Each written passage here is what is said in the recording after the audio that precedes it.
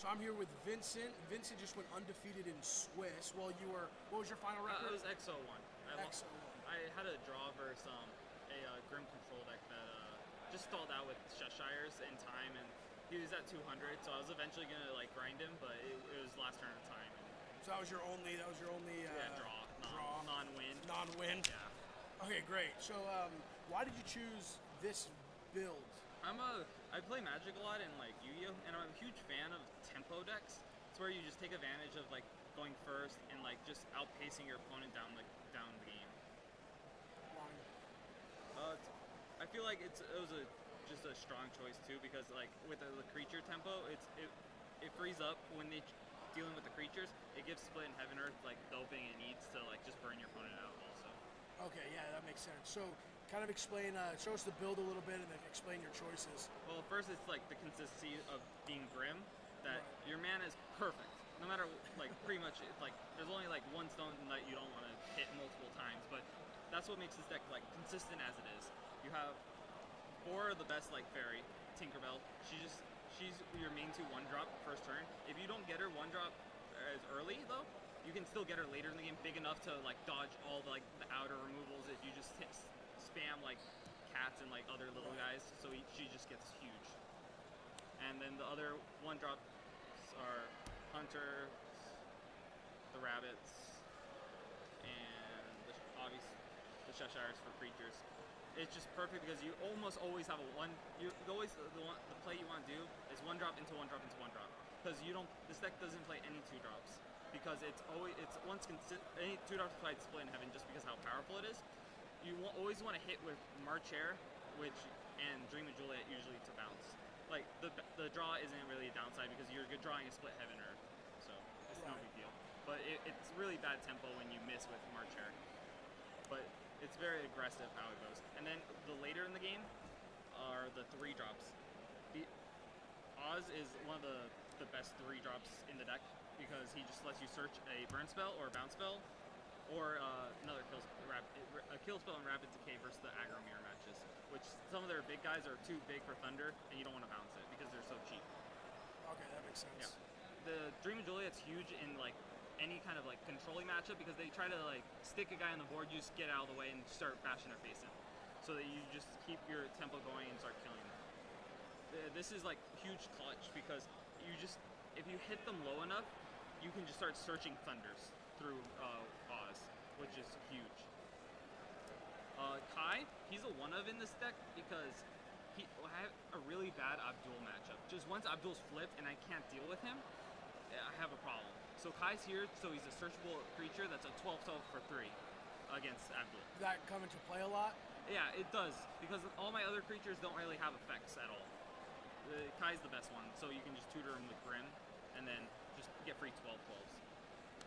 Little Red is for like the aggro matchups, because it's basically your 4-drop in the deck. Besides, like, Oz can be a 4-drop too, because you gotta play Oz and the 1-drop. Little Dread's the same thing. You get a player to kill a creature with a +6/-6, or pump one of your creatures to get through huge amounts of damage if they're tapped out. And also you get for 5 mana, if you're going on the play, you can take their Mephistopheles and hit them for 15, which is a big against tempo swing. Oh yeah. And Edna, Little Dread's not a fairy tale, but it's just too good as a one-of, as a creature. Edna she's really, really good. She's just a 3-drop 7/7 that you can rest as many as you want for average mana. It's part of the late game in this deck. Just be able to tap your opponent's whole board down and then try to swing in, or just keep going with your tempo. Her other ability is whenever she deals damage to your opponent, you get a discarded card. It's huge versus the matchups like burn, because it forces them to burn out, and instead, because when you discard a card, that's another burn card that's gone. It's just really big, and you're also tapping down their creatures in the process also. Then the last one-of is Rapunzel. This card is so your opponent is forced to deal with this card. When you cast this, if you have a couple Cheshires or you're small, you're able to pump her during your draw phase, and then you just swing in with her and just kill your opponent. It just forces your opponent to do something to this without caring. And the final of the high end is 3 Blazer. I had 4, but I cut one because I just drew too many of them, didn't want to draw that many because usually if the one sticks, the second one's gonna stick. It's gonna come back, it's just gonna kill your opponent. How'd you like it at 3? It was 3. I always drew it. It's a 40 card deck, so it's like easier to draw, and you siphon through your deck a lot with Cheshires, Oz's, Searches, and like stuff like that. So it's like I liked it at 3. And 4 was a lot, I think. Yeah, no, I And can then see that. the stones, because we're playing Split Heaven Earth, we have lower special stones. All we have is these 4. That's it. Okay. And then we have 4 red stones and 2 blue stones, just to cast your blue spell, Right. pretty much. Yeah, absolutely. And the sideboard is 2 Rapid Decays versus more aggro matchups, or mirror match. It's all good. Crime and Punishment. It's when they're more based on their like ruler. It's just like they hit me once or I block their guy. Crime and Punishment, so just get out of the way. It's also good versus just any kind of big creature. Right. You just don't want to invest a lot until you take 1 hit, then start killing it. Windows. I cited this almost every matchup. It's just all around great card. It forces through attacks and disrupts their game plan because they're counter. This is like a tempo deck, so they have to kill this first before they have to kill something else and keep going. Or they play like Fairy Tale because that's what they have to do. Then I also have 2 more Kais because of how that duel matchup goes. So you just want to pump out 12. You can just keep searching 12/12s against them. Right. The Emperor with new clothes. It's first the addition resonators, like the equip cards. A lot of people were playing the 1 black Tappa creature, which was really annoying. And I brought this in during the match, and I destroyed like 3 of them, which was huge. 2 Splitting Heaven's Earth. It's again versus every control matchup. Right. Because you didn't want to clog the main board just in case you burst like a mirror or burn. Yeah, well, I heard people screaming about that card today. Yeah. This card's ridiculous. It's just your opponent could be at like 20-something hundred and not care, just kill you. That's how this card is. Like sometimes I know I have 4 in my deck, so I just jam it to see if it resolves, and if it does, it's great. If it gets countered, sure, I have more. Yeah, it's exactly. Like, who cares? Right. Then a lot of people are scared of this, but one of the huge things I had was Gilius.